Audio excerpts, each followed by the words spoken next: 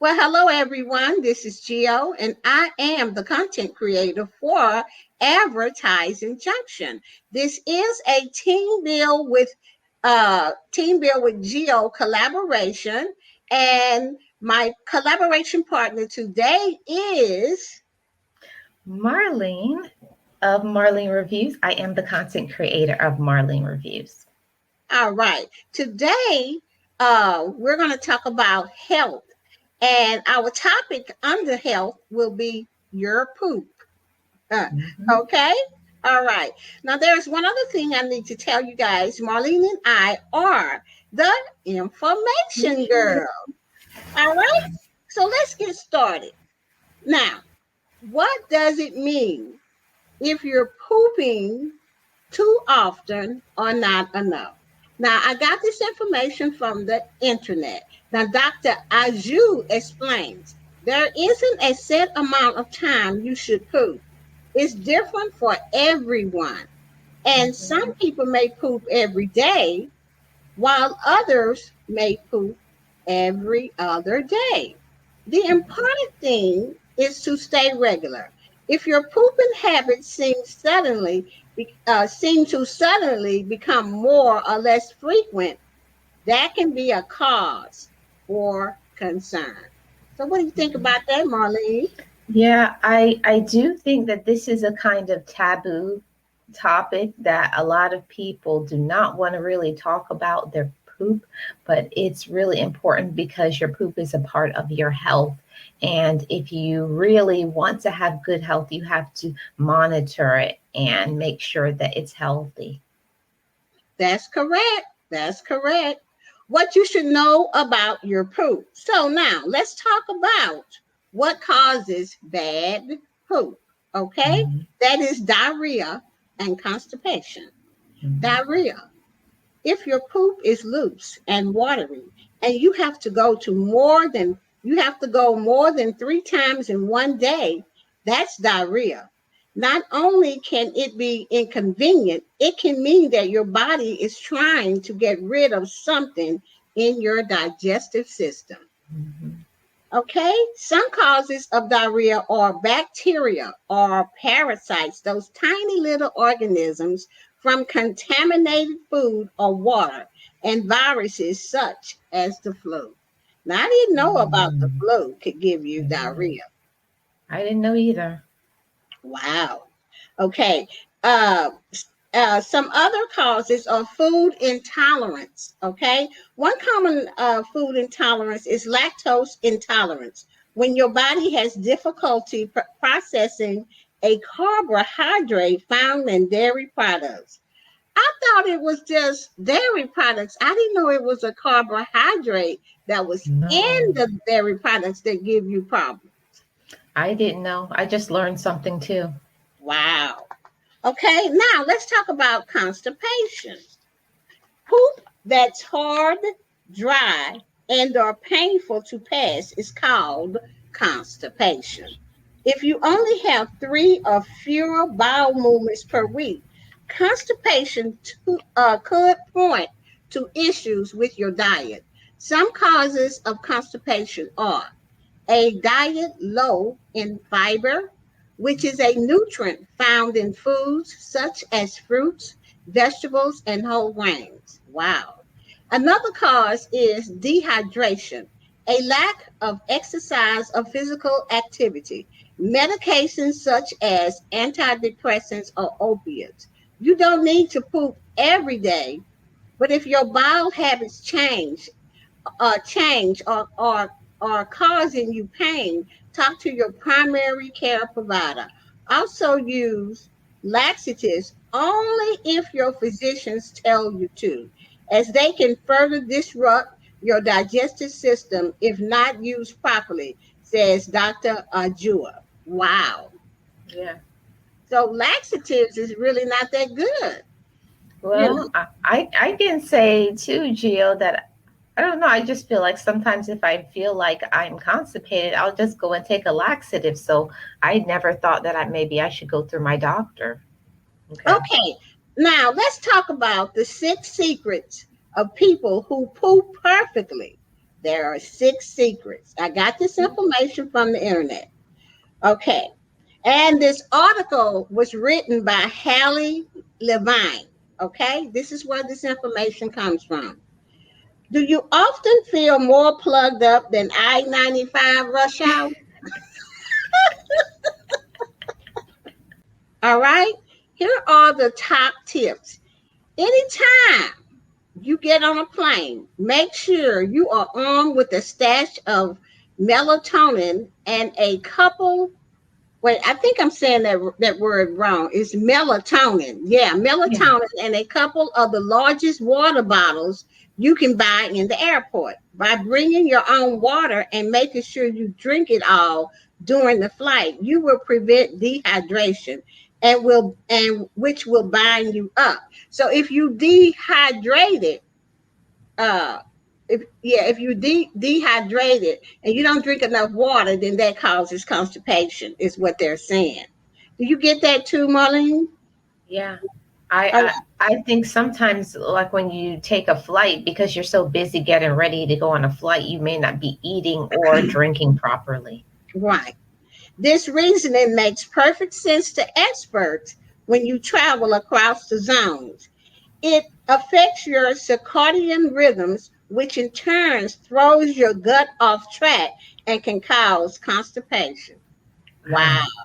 I didn't know that. Mm. This was said by a doctor by the name of Annie Seth. Drinking plenty of water helps. It keeps things moving, and research shows that a melatonin supplement, roughly 3 mg at bedtime, may regulate your body clock and lessen irritable bowel symptoms. Wow, Wow. I didn't know that. Number 2, get rid of sugary drinks. Mm. The strongest thing you might want to drink is lemon juice. If you sip anything else, you could bloat up. Anything with sugar in it, like soft drinks, juice, even Gatorade, can spell disaster for your GI tract. The bad bacteria in your gut loves to feed on sugar, which in turn slows it down, says Gina Sam, MD. As a result, you'll end up bloated and constipated. Lord. All Mm. right, sugary drinks. That's what it said. Establish a regular routine. Studies show that most people with perfect poop answer nature's call at about the same time every day. Usually that's within the first 2 hours of waking up and after breakfast. Wow. All right now. Number 4, exercise, but not too much. The research is clear. Breaking sweat for at least 30 minutes most days of the week will help keep your bowels running regularly. Just don't overdo it. About half of all competitive athletes are plagued by GI symptoms such as diarrhea, an issue that can impact amateur athletes as well. Wow. Mm. When you work out too hard, your body moves blood from your gut to your muscles, which can cause the runs, girl. Wow. Ugh. When you work out too hard. Oh, wow. If you're going to be exercising for more than 1 hour, prep your bowels by avoiding caffeine, high fat food, and anything high in fiber for 4 to 6 hours before you work out. Mm. Wow. Number 5, and the last one, practice the art of Zen. That's Zen.